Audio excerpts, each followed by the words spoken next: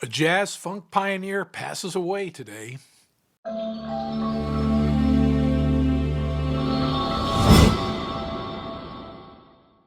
Hey, I'm Michael Douglas. Welcome back to Dr. Pundit, where we talk about music, not medicine.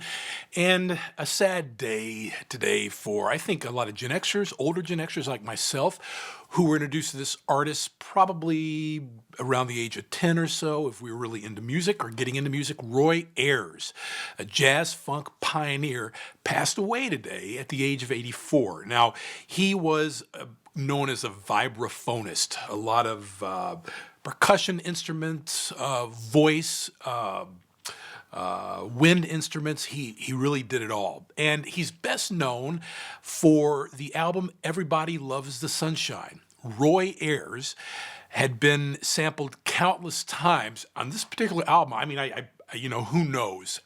He probably lived off residuals alone from this album and the samples used by various artists in rap and R&B music toward probably in the past 20 to 30 years alone. He was that influential. He died in New York after a long illness, and he was described as a highly influential and sought-after music collaborator. He was known as the pioneer, as I said, of the funk jazz movement. He was well known for neo-soul, acid jazz, and rhythm. Neo-soul really took off in the late 90s throughout the mid-2000s, and a lot of its artists did credit Roy Ayers as a singular influence therein. He released dozens of albums, of course, over his long career, beginning with West Coast Vibes in 1963, and of course, his biggest album, the 1976 Everybody Loves the Sunshine. At that time, he was known as Roy Ayers Ubiquity. His songs have been sampled by a range of artists, including Mary J. Blige, A Tribe Called Quest, Rick James, The Roots, and many others. Just bees and things and flowers.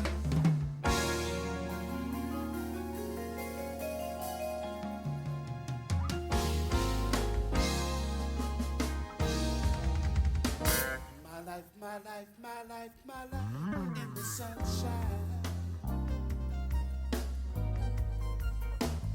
Everybody loves the sunshine.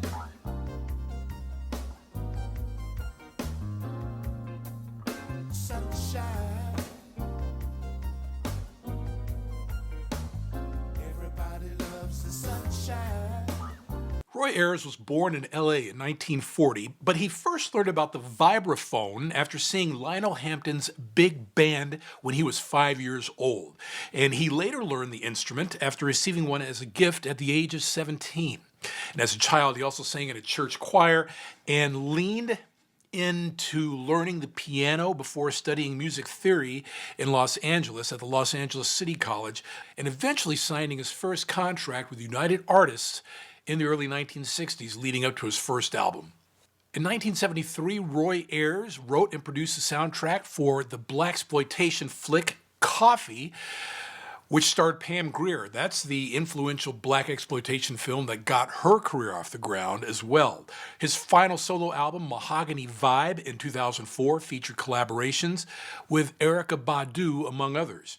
In 2015, he appeared on Tyler, the Creator's Find Your Wings cut, and then performed at the rapper's Camp Flog Gnaw Festival in 2017. And in 2020, he released Roy Ayers, JID 002, a collaborative album featuring others. And maybe a lot of people don't know this, but maybe they do, especially if they were following politics. He apparently had a fan in the prior vice president.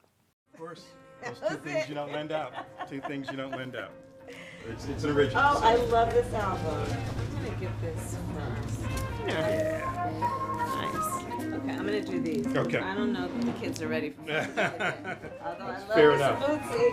That's fair enough. So, first of all, Charlie Mingus, really one of the greatest jazz performers ever. One of my favorite albums of all time. Roy Ayers, Everybody Loves Sunshine. You know this one? It's so good. It's a classic. And then Porgy and Bess, right? And this is a beautiful one. It's Ella Fitzgerald and Louis Armstrong. So there you go.